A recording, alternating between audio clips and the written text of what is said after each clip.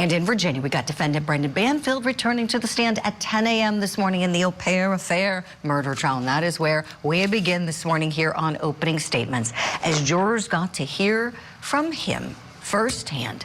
He admitted to having an affair with the au pair, but denies that there was ever a plan, so to speak, with the au pair to get rid of his wife, Christine. Did you ever create any sort of a plan with Juliana? No, there was no plan. At this point, our relationship is maybe 6 to 8 weeks old. I think that it's an absurd line of questioning for something that is not serious, that a plan was made to get rid of my wife. That is absolutely crazy. Is it crazy? No. What did you think of his testimony? Hit us up on social media. Let us know. I want to bring in our guests and see what they think about this here. With me, high-profile celebrity attorney John Phillips is here, and so is retired NYPD Detective Tom Smith, also a co-host of the Gold Shield Show. Good morning to you, gentlemen. John Phillips, I'll start with you. Kick us off with your thoughts on Mr. Banfield. He looks like the Timo version of Elon Musk, right? And he's trying to sell a story that's just riddled with how absurd it is, how preposterous it is, and not just speaking from the heart. Like, you would think this double murder would give a little bit of charisma, a little bit of sympathy, a little bit of empathy, but it's like how preposterous this is. And it's just red flag city going on here in Jacksonville, Florida at my desk. Yeah, no, I think so too, John. Tom Smith, your thoughts, please, on Mr. Banfield. You buy in what he's selling? No, I completely agree with John. You know, when you have someone who's involved in a double murder and he's up there smirking, and I'm always intrigued by the words, "That's a crazy idea," you know, or "That's crazy." That never works. And just his body language, his smirking, his turning his head around while he's getting questioned is just sort of a deflection of, I really don't want to hear this, but I'm going to have to answer it. And I just think it's a play, it's a show, and it's all going to backfire on him. I'm with you, Tom. So let's take a look at Brendan Banfield talking about how his relationship with the au pair changed. When she was talking about different people, she was described people that she was interested in, people that were taller, people that were older, and it appeared to me that she was, along with the photos, the screenshots that she had shown me of people that she had matched with, that she was basically describing me. And so what did you do at that point?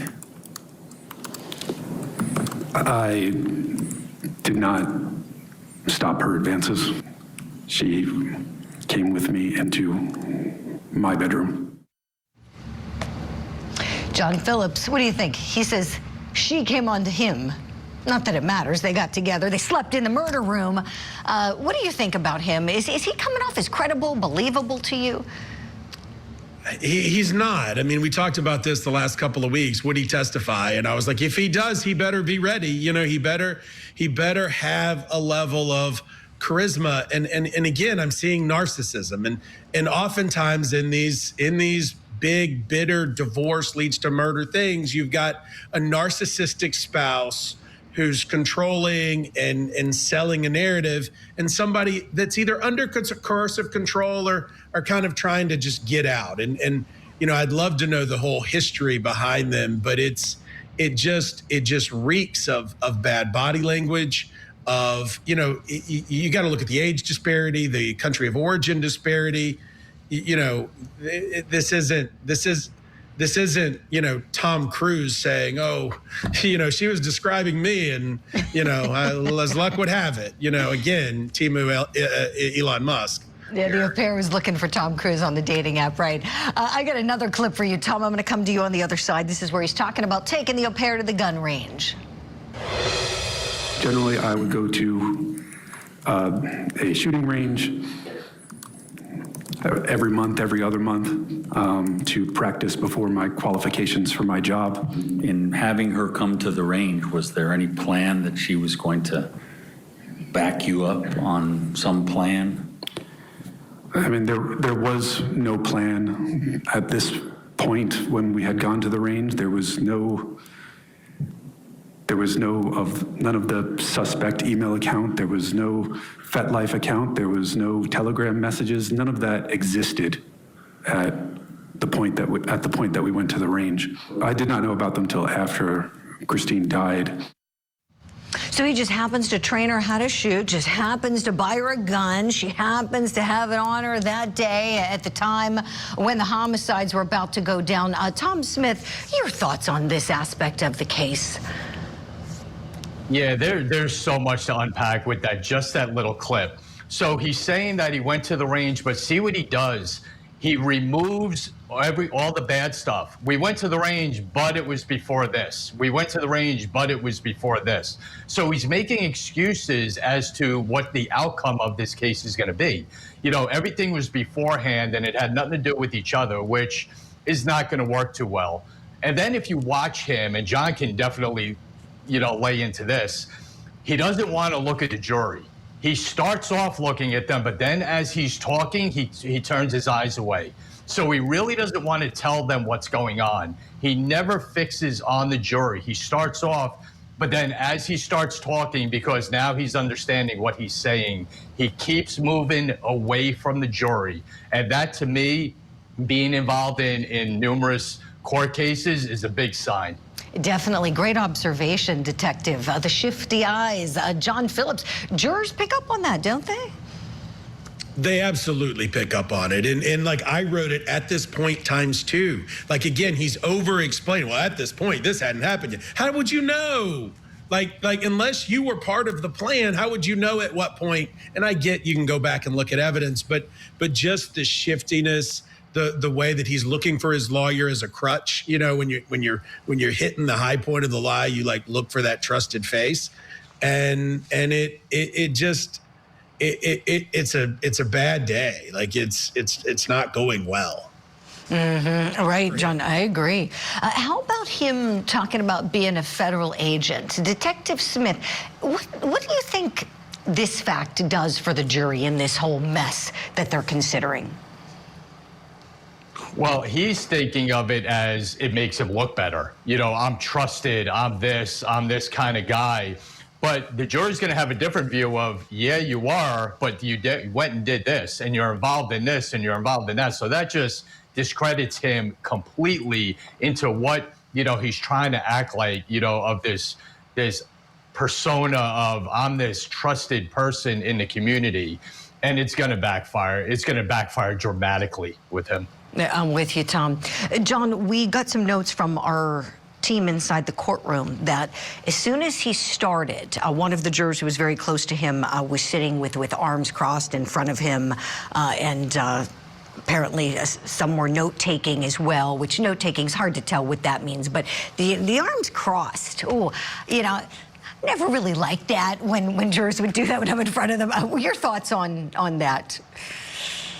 You know, you never know, and you always overinterpret body language. I've had, you know, people look at me arms crossed and then give me, you know, millions of dollars seconds later. And so it just depends. But given what you see with him and, you know, turned off body language, I as the prosecutor would be very happy about that. And again, you know, the overselling of the IRS agent, you know, right now, probably not the time that people are loving on IRS agents that are going to a firing range with their nanny. Like this is not a good look in any way. And you're so smug, like you're the hero. I guess this is the Hail Mary, but I think it's going to fall, you know, incomplete. Well said, John. Well said. John, Tom, a great discussion with you both. Thank you much. We're going to hit a break, but when we come back, we are going to continue talking about Brendan Banfield. Also indicated to her that I had previous affairs. That really this was just an affair and not that there would be no other relationship, that there's, And that basically that this is something that I have had affairs previously. The affairs and the FetLife account. So what do you find believable? Plus, stalked weeks before the killings. New details are emerging in the investigation of the murders of Dr. Spencer and Monique Tepe.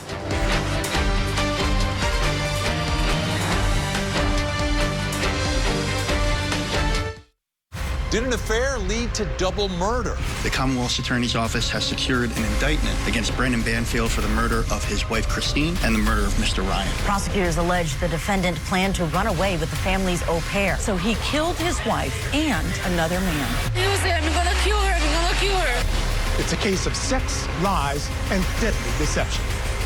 The Au Pair Affair murder trial. Live coverage today on Court TV.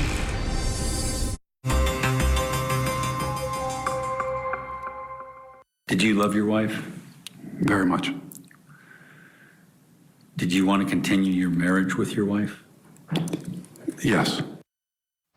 Brendan Banfield's admitted infidelity is what's trending in true crime this morning. When he took the stand on Wednesday, he acknowledged his affair with the family's au pair, Juliana Magalhaes. But he also told the jury that he had multiple affairs during the course of his marriage to his wife, Christine. And then he also claims that she was having affairs too. I had also indicated to her that I had previous affairs, and that really this was just an affair, and not that there would be no other relationship, that there's, And that basically that this is something that I have had affairs previously, and that there's nothing that changes in mine and Christine's relationship. was she aware of your previous affairs? She was aware of at least 2 previous affairs. Okay, and likewise, were you aware of her affairs? Yes, I was also aware that she had affairs.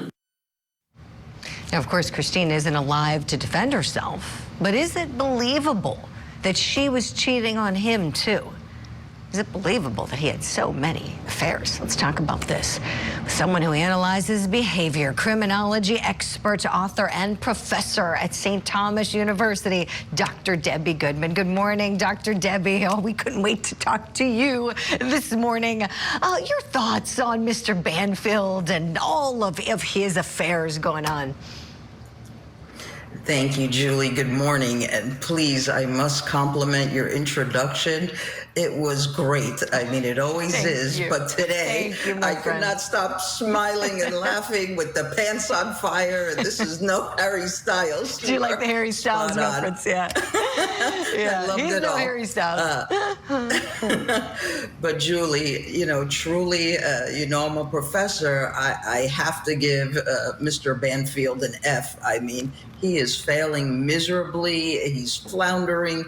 He's looking foolish. So I don't believe anything he is telling us, with the exception of the one thing, the affair with Miss Magalhaes. And really, for me, I see this case about the 3 M's, if you will, the mistress, the money, and murder. And it just appears as if there was motivation here, down the line of his participation in this affair, which likely motivated him to want to end the marriage, but unfortunately not in the legal, lawful manner that people do, but instead, sadly, tragically, I believe, choosing murder because he wanted to be with the mistress and he did not want to pay child support. But in terms of his credibility, Julie, what he's saying, how he's saying it, he's really coming across in such a grandiose, narcissistic, even manipulative manner.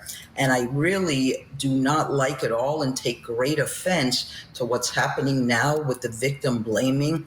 You and your staff do such a great job with the Voice for Victims segment. And you're right, we cannot speak with Christine. She's the decedent. So to even go down the path that he's going to victim blame, well, she too was having an affair. So it's like this tit for tat. I don't believe him. Yes, Dr. Debbie, I love everything you said, and thank you for the kind words. That means a lot to me and my team here. Let's just do this like we would do in your classroom, Professor. Let's just do some analysis. And so for the sake of our analysis, let's say that the au pair was behind all of this, that she was the mastermind. Because if we believe his story, she was. He's blaming her. So if we believe she was the one who set it all up, orchestrated it, everything that happened that day is all on her. Dr. Debbie, when we take a step back and look at that fact pattern, does it seem possible to you that this young au pair could have masterminded it all?